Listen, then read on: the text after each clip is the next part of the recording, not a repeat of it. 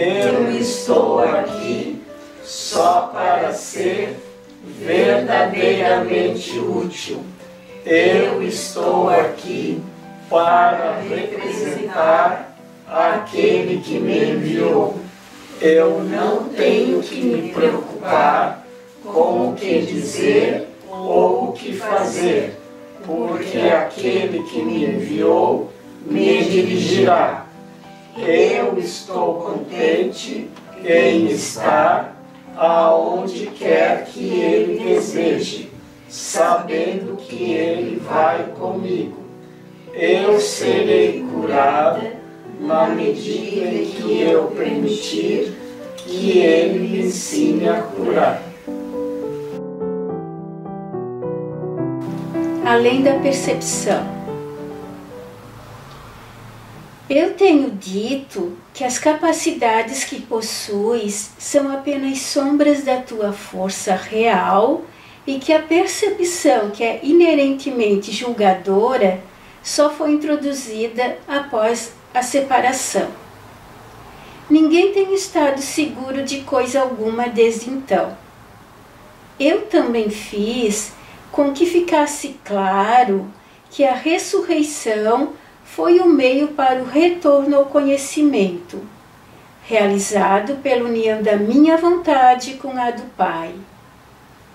Podemos agora estabelecer uma distinção que esclarecerá algumas das nossas declarações subsequentes. Desde a separação, as palavras, entre aspas, criar e, entre aspas, fazer, passaram a ser confusas. Quando fazes alguma coisa, fazes a partir de um senso específico de falta ou necessidade. Qualquer coisa feita para um propósito específico não tem nenhuma generalizabilidade verdadeira. Quando fazes alguma coisa para preencher uma falta percebida, estás implicando tacitamente que acreditas na separação.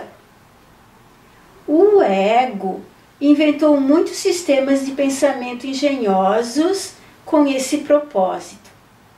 Nenhum deles é criativo. A inventividade é um esforço desperdiçado, mesmo na sua forma mais engenhosa. A natureza altamente específica da invenção não é digna da criatividade abstrata das criações de Deus.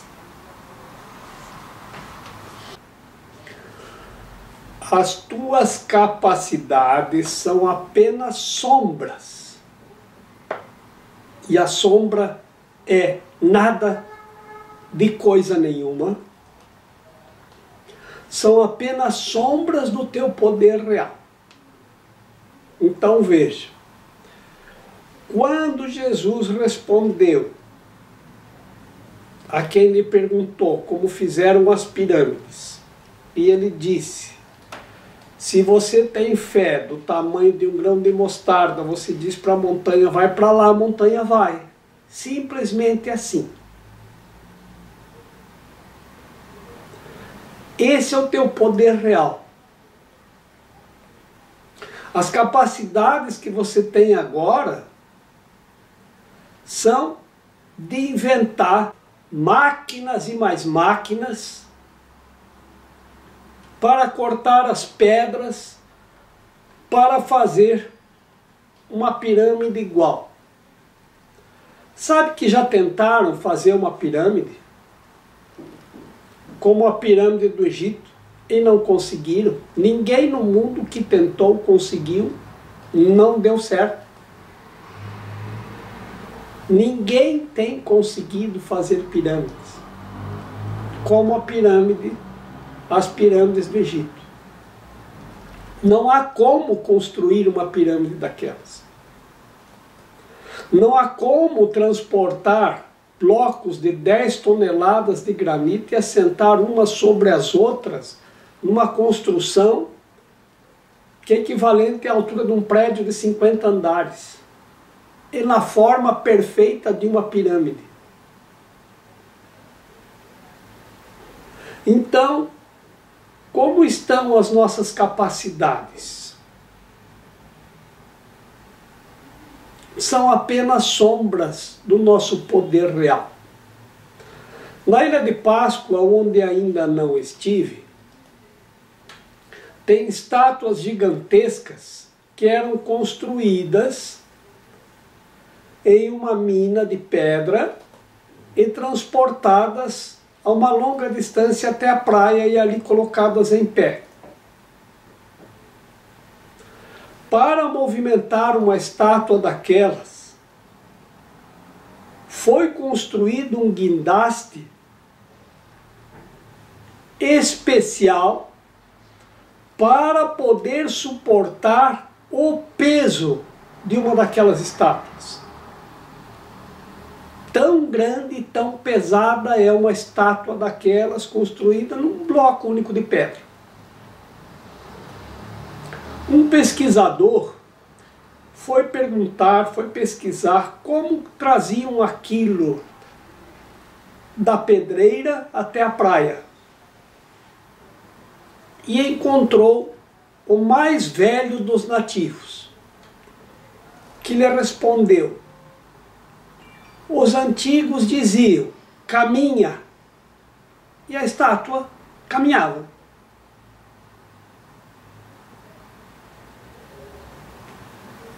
E eu tenho perfeita fé de que assim é. Que se você disser para a montanha vai, a montanha vai. Então, que poder é esse que nós temos? Que trocamos o poder pelas nossas percepções. E o que nós percebemos é tudo o que aparenta ser. Então, como eu percebo hoje esta flor, é como ela aparenta ser. Hoje ela é assim, amanhã não é mais. Quando começamos a utilizar as percepções dos 5 sentidos, trocamos o nosso poder por isto. Agora não tenho mais certeza de nada. Eu vou dizer para você, a flor está linda e aberta. Amanhã eu venho aqui, ela ainda estará. Ela pode ter caído, ela pode ter despetalado, ela pode ter murchado. Não tenho certeza de nada. Você não tem certeza se a cadeira amanhã ainda vai estar inteira. Se o teu celular vai estar funcionando. A gente não tem mais certeza de nada. Depois que começamos a utilizar a percepção, a nossa certeza se foi. Não temos mais certeza de nada nem de coisa alguma. Isso é o que nós trocamos pela certeza do conhecimento. E agora, para movimentar uma pedrinha de nada, nós temos que inventar uma máquina. Temos que inventar alguma coisa, temos que inventar um monte de coisas para suprir a falta do nosso poder real.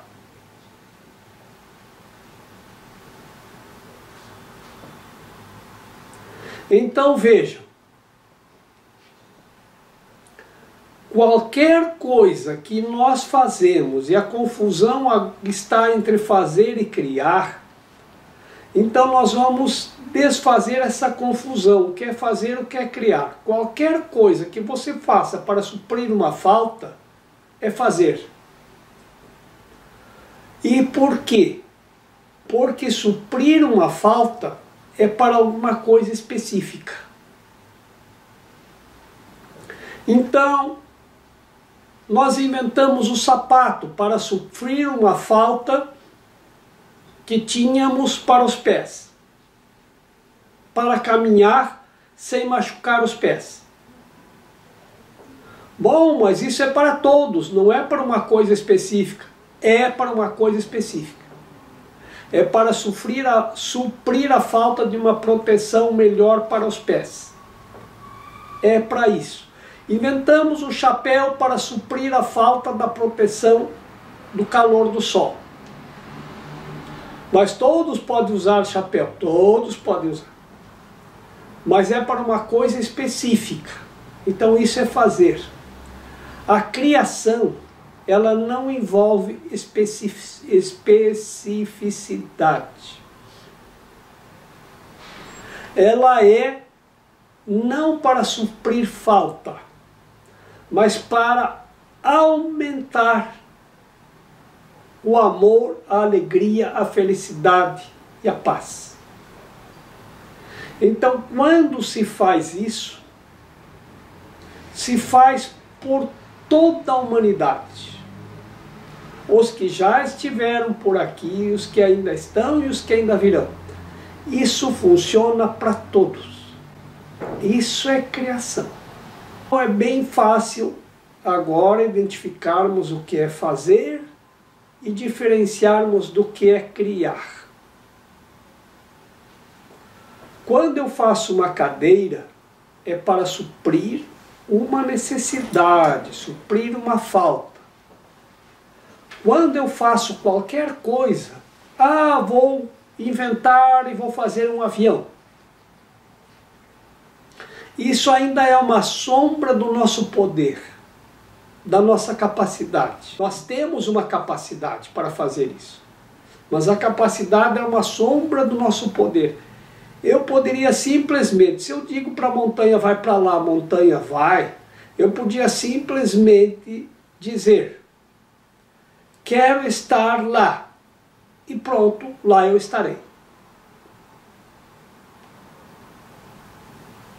Isso é o nosso poder. Nós trocamos o poder da criação pelas capacidades para fazer. Agora, para estar lá, eu tenho que fazer alguma coisa.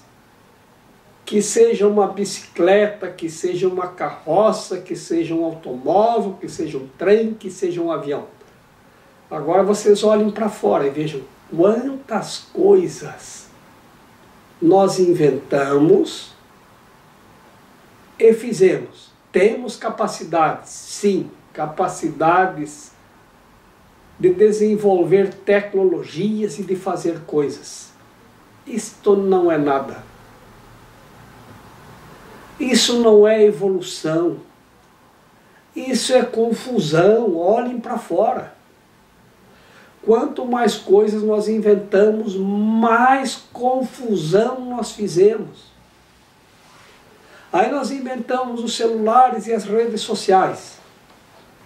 Não tinha tanta confusão quando a gente só tinha rádio. Nós inventamos o rádio. Não havia tanta confusão quando nem rádio existia. As pessoas viviam, trabalhavam, produziam. No domingo iam na missa, se divertiam, iam para casa.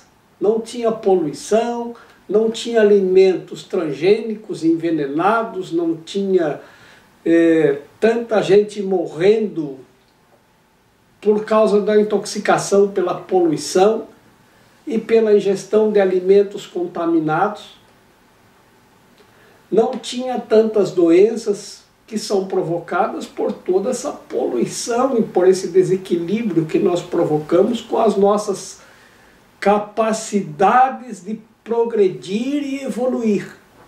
Em direção a quê? Ao caos? Sim, estamos evoluindo. E isso é o progresso.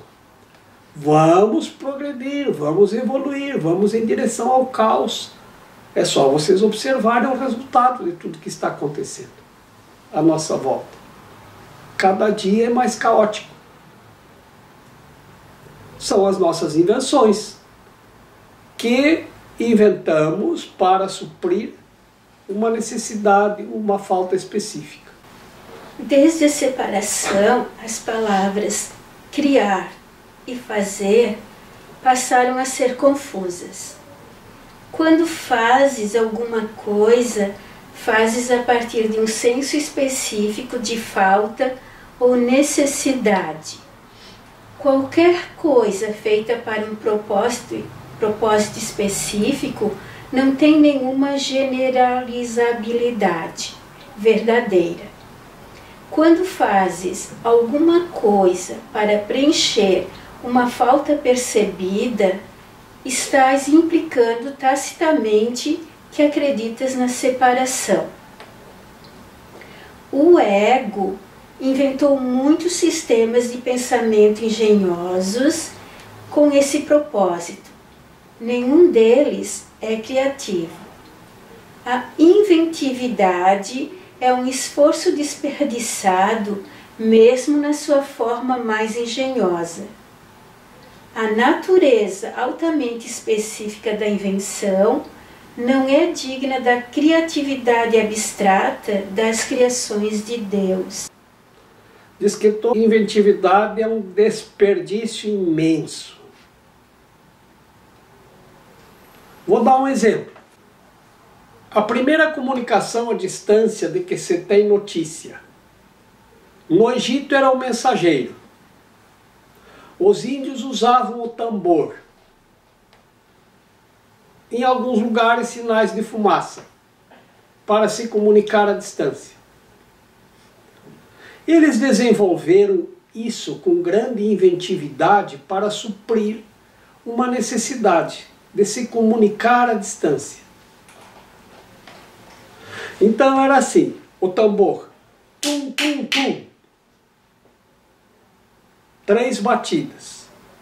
Em seguidas, vamos considerar que seja o número 3. Aí dou uma pausa e dou mais 2 batidas. Tum, tum. É o número 2. Então eu tenho 3 e tenho o 2. Agora vamos ver que número vai sair. Tum, tum, tum, tum. 4, 3, 2 e 4.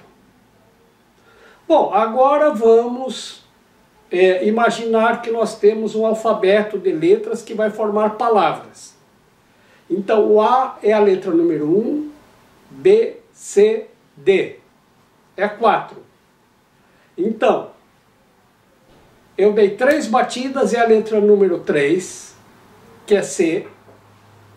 Depois 2 batidas, B. Então eu tenho CB. Depois 4 batidas, D, CBD. Então, eu posso mandar uma mensagem e você vai entender. Esse era o sinal dos tambores. Aí inventaram o tal do código Morse, que é com luzes. Então você tem uma luz, você põe uma coisa na frente e você faz, em vez de tambor, você põe com luz. Então, 1, 2, 3. Luz, fecha, luz, fecha, luz, fecha, luz, fecha. Dá um tempo, abre, fecha, abre, fecha. Dá um tempo, abre, fecha. É a mesma coisa. Esse é o código Morse. Aí inventaram o telégrafo. O telégrafo era com fio.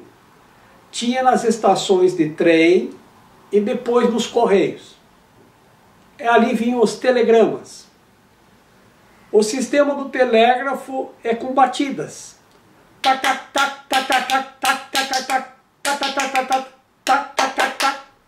Para cada sequência de batidas, uma letra, iam formando palavras.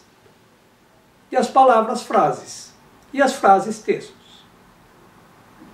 Ora, se nós conseguimos cada pulso que emita um pulsar, um som, lá na outra ponta, eu posso propagar os sons da minha voz se eu amplificar, porque a voz, ela reverbera. Pá, pá, pá. Cada letra dá um tom, dá um som.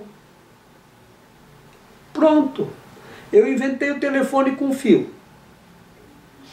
E aí, durante muito tempo nós fizemos um grande esforço, nós passamos o fio por baixo e rolamos o planeta com milhares e milhares e milhares de quilômetros de fio. Inventamos cabos submarinos para passar a telefonia daqui lá para Turquestão, para os Estados Unidos, para a Europa, o mundo inteiro está ligado por fio. Todas as casas de todas as pessoas têm um fio com um aparelho na frente para receber e enviar sons. Tudo ligado por uma malha de fios que envolve o planeta por cima, por baixo, pelo lado submarino, pelo ar, nos postes, por tudo quanto é lado. E aí inventamos o celular. Que desperdício! Quanto trabalho desperdiçado com a inventividade do telefone. Os egípcios, eles se comunicavam com figurinhas, primeiro esculpidas nas paredes dos templos, que eram imagens em sequência. Então a imagem fazia assim, primeira imagem, pegava a almofada. Segunda imagem, trazia ela para cá. Terceira imagem, eu levantava. Quarta imagem, botava a almofada. Quinta imagem, sentava nela. Então, qual a mensagem? Temos almofadas para sentar em cima que são confortáveis. Depois disso, nós escrevemos milhares de papéis, de livros, de milhares e milhares e milhares de textos escritos, de cada um que lê um texto escreve 500 a respeito daquele texto. Nossa, me lembrei da Biblioteca de Alexandria.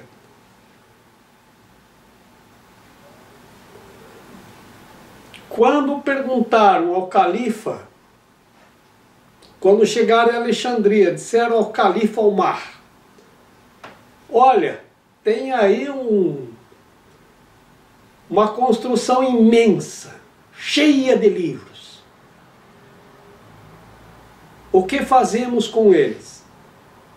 Califa Omar perguntou: o que dizem esses livros?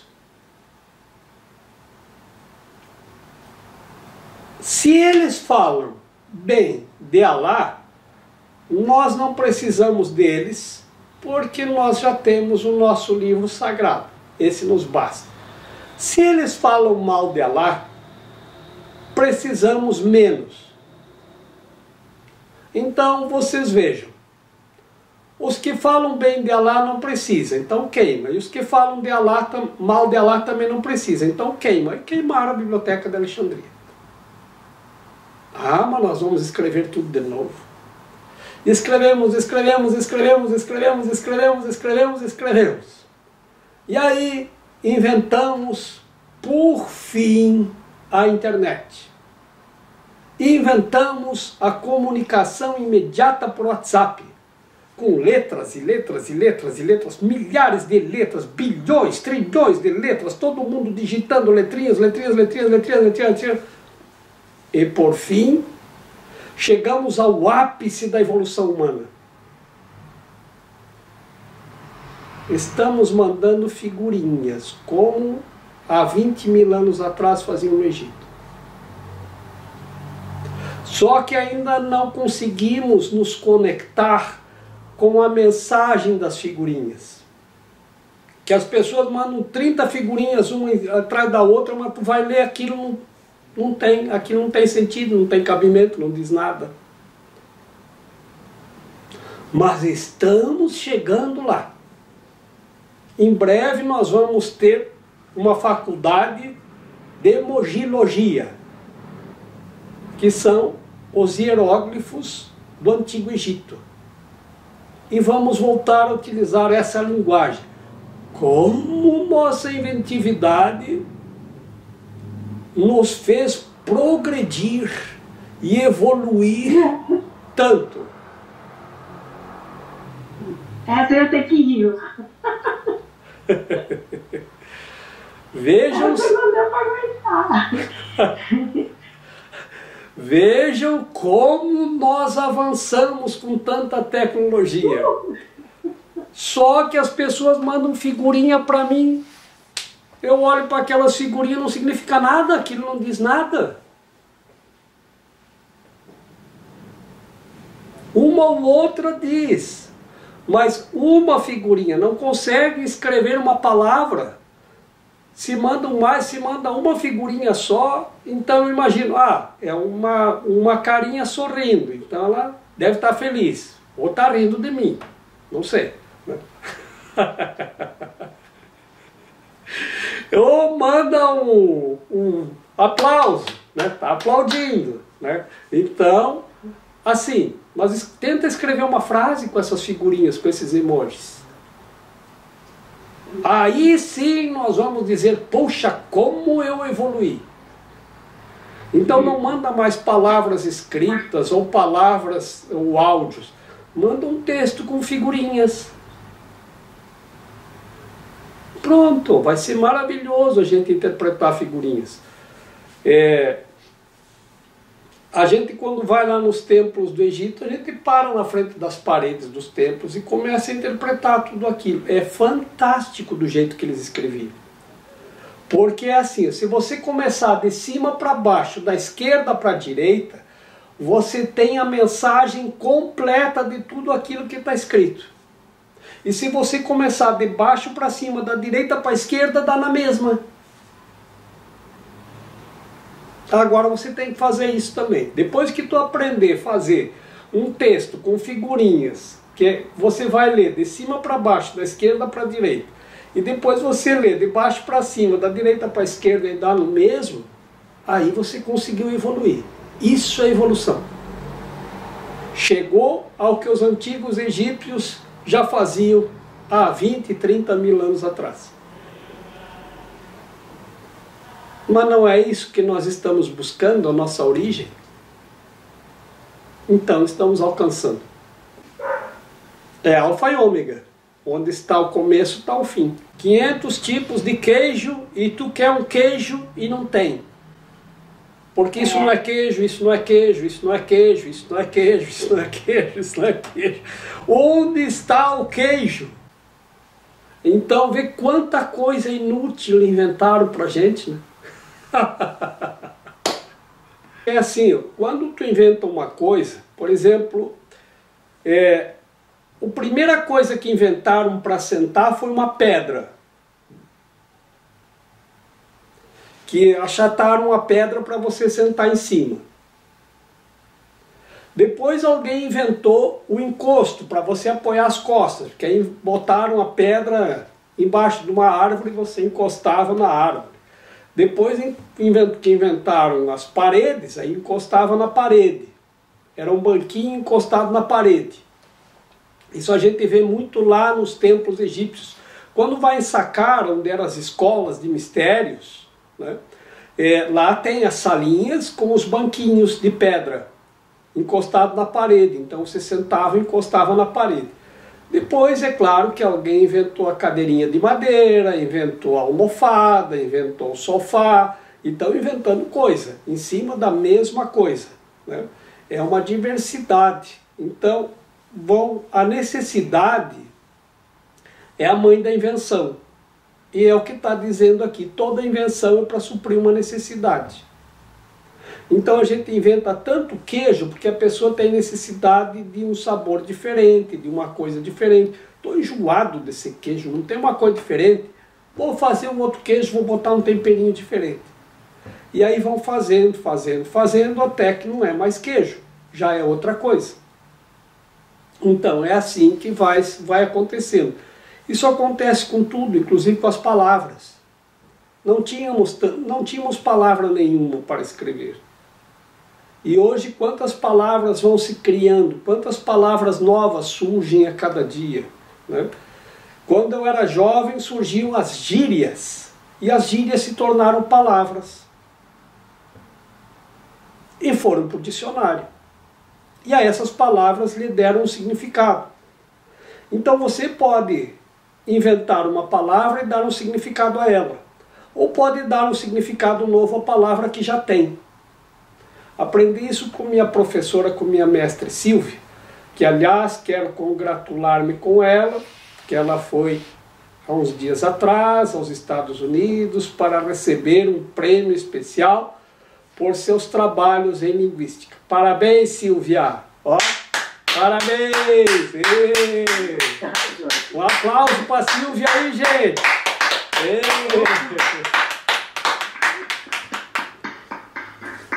Aí. Muito obrigado. E que me deu também a licença poética, para eu brincar com as palavras e interpretá-las do jeito que eu bem entender, para ajudar a comunicação.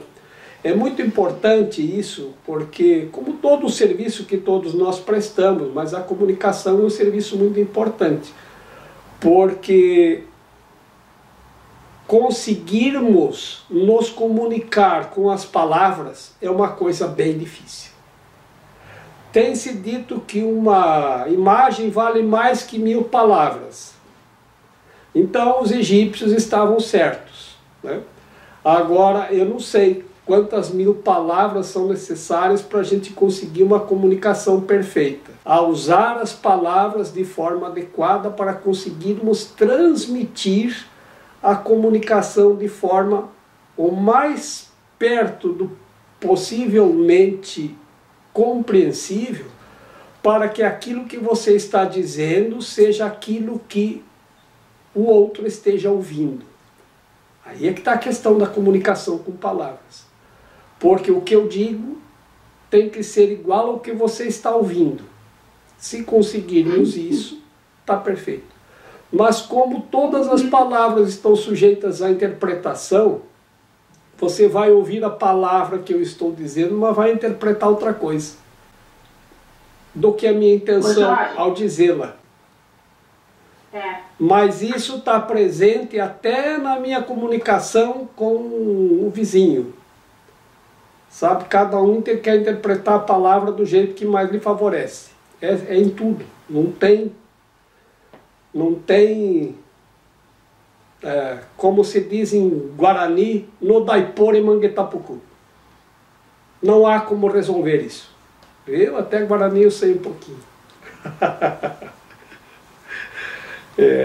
Como se diz em espanhol, não há caso. Não há o que fazer. É assim mesmo. Olha, eu nem lembrava que eu sabia falar Guarani. Mestre, mas não tem necessidade real em nada. A necessidade nunca é real. É sempre para suprir uma falta. Então, os mercados existem para fazer uma pesquisa. O que você necessita? Se eu descobrir uma coisa que se eu inventar todo mundo compra, é isso que todo mundo quer. Tá? Então, não é que o industrial, o empresário, ele está fazendo, ele não está criando uma necessidade.